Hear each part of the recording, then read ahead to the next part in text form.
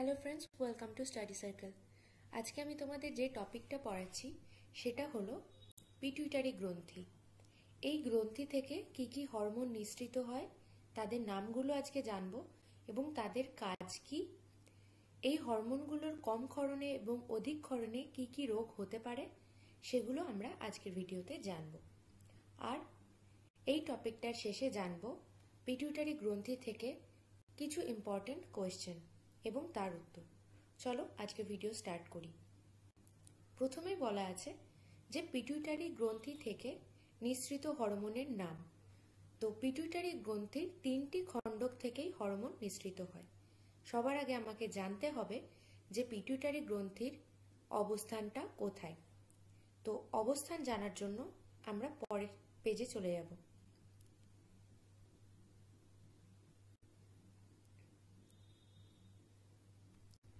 Pituitary গ্রন্থিটির আরেকটি নাম হল হাইপোফাইসিস। এই পিটুইটারি গ্রন্থিটি একটি ধূসর লাল বর্ণের ক্ষুদ্রাকার অনাল গ্রন্থি। মস্তিষ্কের তৃতীয় নিলয়ের তলদেশে স্ফেনয়েড অস্থির শেলা টার্সিকা নামক অস্থি গহ্বরে ছোট্ট মটর দানা আকৃতির সম্পন্ন এই গ্রন্থিটি অবস্থিত। এটি মস্তিষ্কের তৃতীয় ভেন্ট্রিকলের মেঝের সঙ্গে একটি বৃন্তের দ্বারা যুক্ত থাকে। কিছু স্পেলিংয়ে গন্ডগোল হয়েছে, সেগুলো একটু অ্যাডজাস্ট করে নিও, কারণ আমি মুখে তো সঠিকটা তোমাদের বলে দিচ্ছি। যেহেতু পিটুইটারি গ্রন্থি হাইপোথ্যালামাসের নিচে যুক্ত থাকে তাই একে হাইপোফাইসিস বলে। পিটুইটারি গ্রন্থির 2টি খণ্ড রয়েছে। অগ্রখণ্ডকে বলে অ্যাডিনোহাইপোফাইসিস এবং পশ্চাৎ খণ্ডকে বলে নিউরোহাইপোফাইসিস। তো আমরা জানলাম যে পিটুইটারিটা কোথায় অবস্থিত। এটি আমাদের মস্তিষ্কে থাকে এবং খুবই ক্ষুদ্র। দেখতে পাচ্ছ ছবিটাতে যে কোথায় থাকে, মস্তিষ্কের একটি ছোট্ট একটা জায়গায় এই গ্রন্থিটা থাকে। এবার এই গ্রন্থিটা থেকে, এই ছোট্ট গ্রন্থিটার থেকে অনেক রকমের হরমোন নিঃসৃত হয়। আর এই গ্রন্থিটার আবার 3টে খণ্ডক রয়েছে। সেখানে আবার 2টো খণ্ডক আমরা পড়লাম, অগ্রখণ্ডক আর পশ্চাৎ খণ্ডককে কি বলে। আর তার মাঝে আর একটা ছোট্ট জায়গা রয়েছে যেটাকে আমরা মধ্যখণ্ডক বা মধ্যস্থান বলতে পারি। ঠিক আছে, সাধারণত আমরা অগ্রখণ্ডক আর পশ্চাৎ খণ্ডক থেকে নিঃসৃত হরমোনের নাম পড়ি এবং তাদের কাজগুলো পড়ি, কিন্তু মধ্যখণ্ডক থেকে যে হরমোনটা নিঃসৃত হয় সেটা সম্পর্কে আমাদের সকলের সঠিকভাবে জানা নেই। চলো এবার এই গ্রন্থির হরমোনগুলোর নাম পড়ব। আবার আগের পেজে আমি যাচ্ছি। তো অগ্র পিটুইটারি থেকে নিঃসৃত হরমোনগুলি হলো এসটিএইচ বা জিএইচ, দ্বিতীয়ত সেকেন্ডে হচ্ছে টিএসএইচ, আর 3 নম্বর হলো এসিটিএইচ, 4 নম্বর হলো এলটিএইচ, 5 নম্বর হলো জিটিএইচ, যেটার 2টো ভাগ, একটা এলএইচ অর আইসিএসএইচ আর দ্বিতীয়ত হচ্ছে এফএসএইচ। ঠিক আছে, এসটিএইচ এর ফুল নাম হলো, বা এসটিএইচ কে আমরা বলবো সোমাটোট্রপিক হরমোন, আর জিএইচ এর নাম হলো গ্রোথ হরমোন। টিএসএইচ এর নাম হলো থাইরয়েড স্টিমুলেটিং হরমোন, আর এসিটিএইচ এর নাম হলো অ্যাড্রিনোকর্টিকোট্রপিক হরমোন। এলটিএইচ এর নাম হলো লিউটোট্রপিক হরমোন, আর জিটিএইচ এর নাম হলো গোনাডোট্রপিক হরমোন। এই গোনাডোট্রপিক হরমোনকে 2 ভাগে ভাগ করা হয়েছে। একটা নাম দেয়া হয়েছে এলএইচ, বা যেটা মহিলাদের দেহে থাকে, আর আইসিএসএইচ এটা পুরুষের দেহে, মানে এলএইচ এর নামটা গিয়ে পুরুষের দেহে চেঞ্জ হয় আইসিএসএইচ, যেটাকে আমরা বলবো ইন্টারস্টিসিয়াল সেল স্টিমুলেটিং হরমোন। আর দ্বিতীয়ত জিটিএইচ এর আরেকটি হরমোন হলো এফএসএইচ, যেটার নাম হলো ফলিকল স্টিমুলেটিং হরমোন। আচ্ছা, মধ্য পিটুইটারি থেকে নিঃসৃত হরমোন হলো এমএসএইচ, যেটাকে আমরা বলি মেলানোসাইট স্টিমুলেটিং হরমোন। আর পশ্চাৎ পিটুইটারি থেকে নিঃসৃত হরমোন 2টি হলো এডিএইচ বা অ্যান্টিডাইউরেটিক হরমোন, আর দ্বিতীয় হচ্ছে অক্সিটোসিন বা পিটোসিন।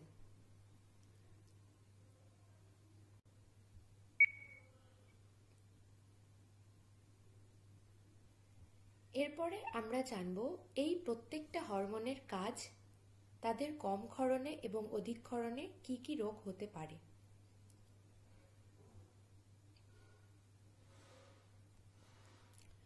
পিটুইটারি গ্রন্থির অগ্রখণ্ড থেকে যে হরমোন নিঃসৃত হয় তাদের কাজ কি এবং কম ও বেশি ক্ষরণে কি হয়?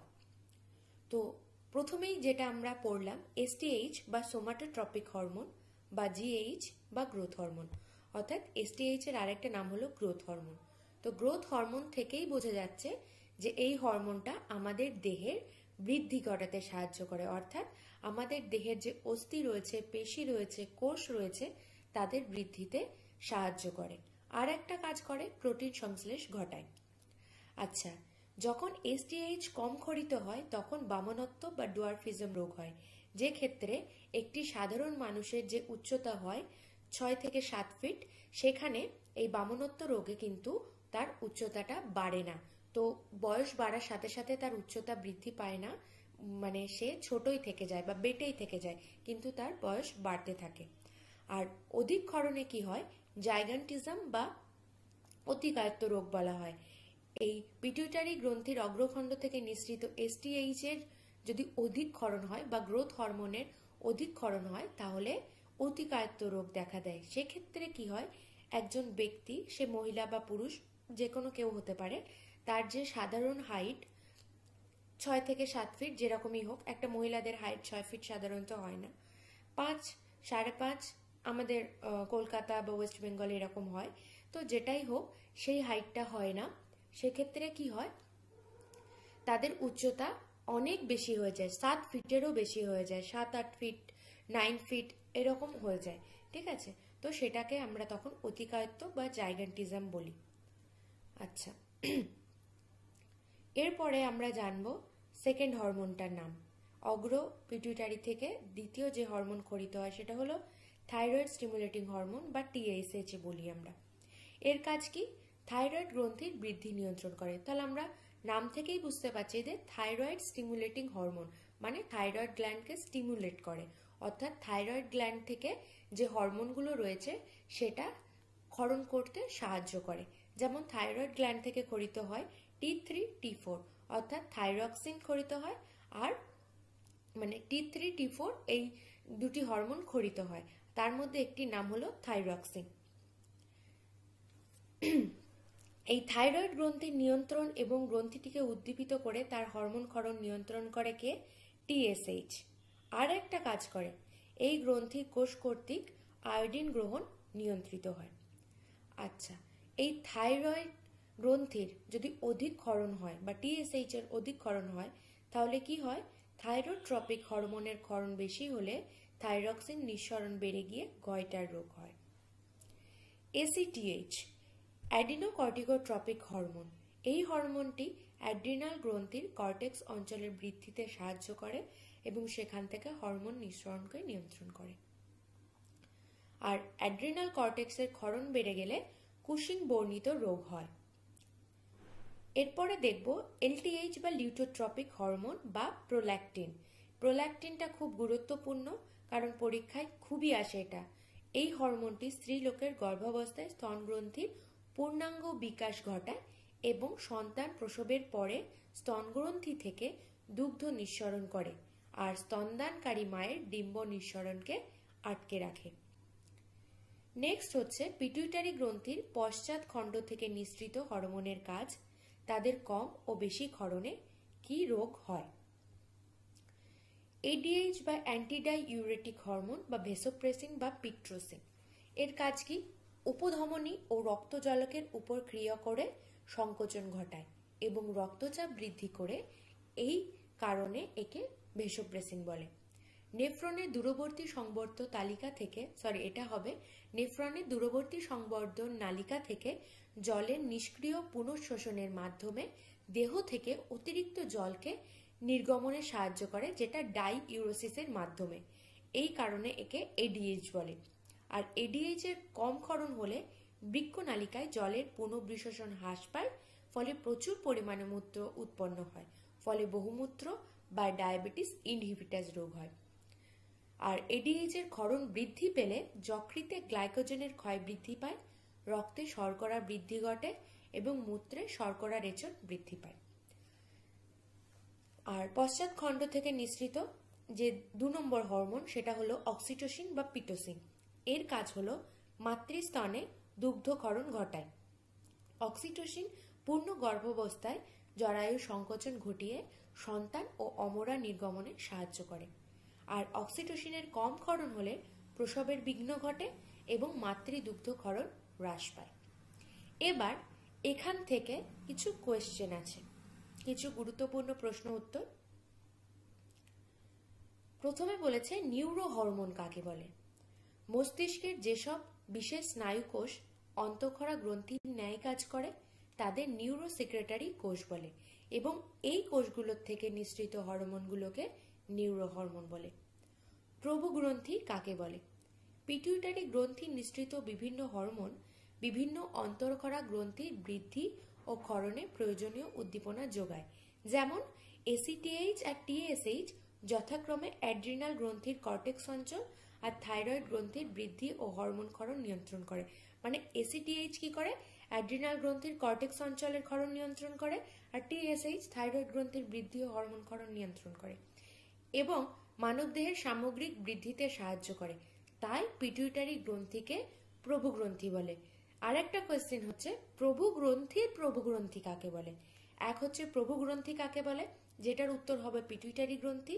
আর একটা হলো প্রভুগ্রন্থির প্রভুগ্রন্থি কাকে বলে, বা পিটুইটারি গ্রন্থির সুপ্রিম কমান্ডার কাকে বলে, বা মাস্টার অফ মাস্টার গ্ল্যান্ড কাকে বলে, সেটার উত্তর হবে হাইপোথ্যালামাসকে। কেন বলে? হাইপোথ্যালামাসের নিউরো হরমোনগুলি পিটুইটারি গ্রন্থির হরমোন ক্ষরণকে নিয়ন্ত্রণ করে, সেই জন্য হাইপোথ্যালামাসকে পিটুইটারি গ্রন্থির সুপ্রিম কমান্ডার বা প্রভুগ্রন্থির প্রভুগ্রন্থি বা মাস্টার অফ মাস্টার গ্ল্যান্ড বলে। মানব দেহের প্রধান অন্তঃক্ষরা গ্রন্থিগুলো কি কি এটা আমাদের জানতে হবে, যে মানব দেহের যে সকল অন্তঃক্ষরা গ্রন্থি রয়েছে টোটাল কতগুলো রয়েছে, তাদের নাম কি কি। তো প্রথমে রয়েছে হাইপোথ্যালামাস, আমি একদম মস্তিষ্ক থেকে স্টার্ট করছি। হাইপোথ্যালামাস, তারপরে পিটুইটারি, পিনিয়াল গ্রন্থি, থাইরয়েড গ্ল্যান্ড, প্যারাথাইরয়েড গ্ল্যান্ড, অগ্নাশয় গ্রন্থি, অ্যাড্রিনাল গ্রন্থি, শুক্রাশয় আর ডিম্বাশয়। এরপরে কোয়েশ্চেন, এই দুটোতেই শেষ কোয়েশ্চেন আজকের মতো। ট্রপিক হরমোন কাদের বলে? যেসব হরমোন কোনো একটি অনাল গ্রন্থি বা অন্তঃক্ষরা গ্রন্থি থেকে নিঃসৃত হয়ে অপর কোনো একটি অনাল গ্রন্থি বা অন্তঃক্ষরা গ্রন্থিকে হরমোন ক্ষরণে উদ্দীপিত করে তাকে ট্রপিক হরমোন বলে। উদাহরণ বলতে পারি এসিটিএইচ, টিএসএইচ, জিএইচ আর এসটিএইচ। এগুলোর পুরো নাম তোমরা জানো, আগেও বলে দিয়েছি। আচ্ছা, শেষের প্রশ্ন হচ্ছে পার্স ইন্টারমিডিয়া কি? খুব গুরুত্বপূর্ণ প্রশ্ন এটা। সারিস্থানিকভাবে পিটুইটারি দুটি অংশের সমন্বয়ে গঠিত, অগ্রখণ্ড এবং পশ্চাৎখণ্ড। এই দুটি খণ্ডের মাঝে একটি ক্ষুদ্রাকার অংশ থাকে যাকে বলা হয় পার্স ইন্টারমিডিয়া। তাহলে পিটুইটারির অগ্রখণ্ড আর পশ্চাৎখণ্ডের মাঝখানে একটা ক্ষুদ্র অংশ থাকে যাকে পার্স ইন্টারমিডিয়া বলে। তাহলে আমি গুরুত্বপূর্ণ বললাম, তাহলে এটার কি কাজ রয়েছে? মানুষের দেহে এই ক্ষুদ্রাকার গ্রন্থিটির কোনো কাজ নেই বা ক্ষুদ্রাকার অংশটির কোনো কাজ নেই, মানুষের ক্ষেত্রে এটি নিষ্ক্রিয়। কিন্তু নিম্ন শ্রেণীর প্রাণীদের দেহে বৃহদাকার এবং অধিকতর সক্রিয়।